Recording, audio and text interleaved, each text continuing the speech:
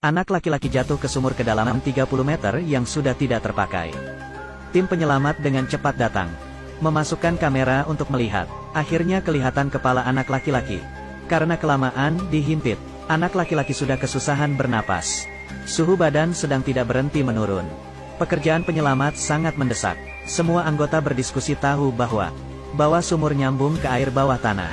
Kalau anak laki-laki turun 5 meter lagi, akan jatuh ke air bawah tanah. Karena sumurnya terlalu sempit, tim penyelamat tidak bisa masuk ke dalam. Salah satu caranya hanya di sampingnya bor jalan yang lebih luas. Lalu turun ke dalam, menggunakan tangan sedikit demi sedikit gali sampai di posisi anak laki-laki. Rencananya selesai, mesin bor mulai tidak hentinya bekerja. Sekarang anak laki-laki sudah terjebak 10 jam.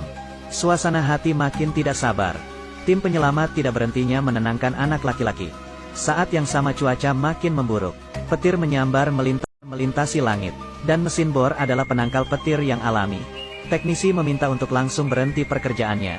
Tapi jarak dengan kedalaman anak laki-laki sudah dekat. Ketua memerintah harus lanjut menggali. Sampai di kedalaman yang cocok langsung turun menolongi orang. Anggota AI diinisiatif memohon untuk masuk ke dalam jalur. Memakai alat-alat penyelamat. Ketua memberitahunya, kamu hanya punya waktu 30 menit untuk menggali jalan. Waktu sampai akan langsung tarik talinya. AI pelan-pelan masuk ke dalam jalur itu. Saat sampai di kedalaman 20 meter, sinyal di walkie-talkie putus. Saat sampai di dasarnya, gambaran juga hilang semua. Sekarang kondisinya sudah putus kontak. AI setelah menggali beberapa waktu, akhirnya sampai di posisi anak laki-laki. Tapi karena air hujan, anak laki-laki jatuh ke lebih dalam lagi. AI hanya bisa menjulurkan tangan untuk menarik anak laki-laki naik ke atas. Tapi saat ini, waktu yang ditetapkan sudah tiba. Sudah menyentuh tangan anak laki-laki. Saat yang ditetapkan sudah tiba. Sudah menyentuh tangan anak laki-laki. Saat ini menyerah sudah terlalu sayang.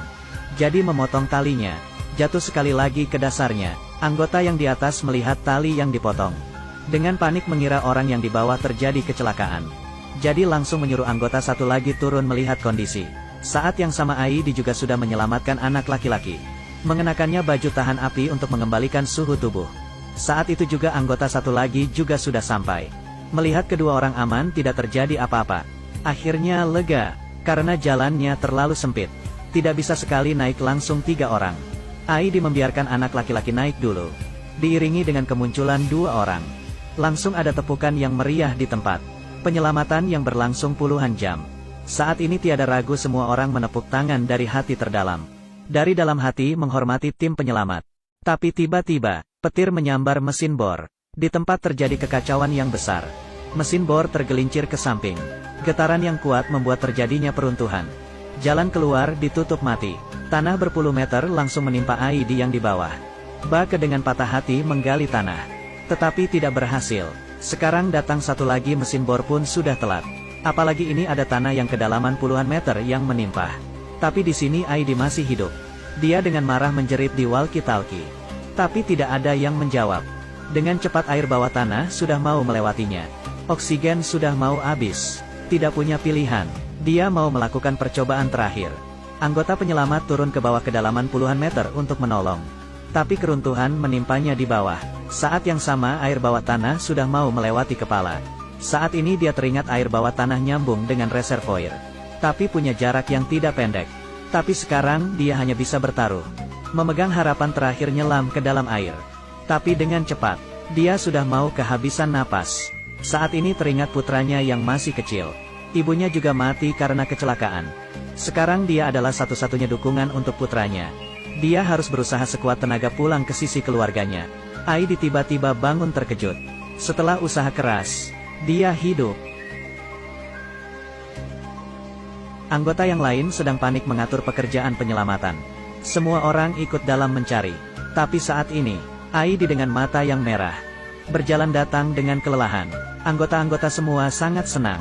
Bertanya dia gimana bisa hidup.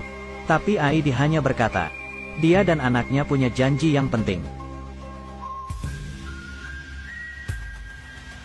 Setelah seminggu, di acara orang tua, putranya menceritakan kisah pahlawan ayahnya. Mendapatkan tepukan tangan, pemadam kebakaran, pekerjaan yang dihormati orang. Di saat bahaya, selalu bisa melihat bayangan mereka. Semoga setiap anggota pemadam kebakaran bisa bertugas dengan aman.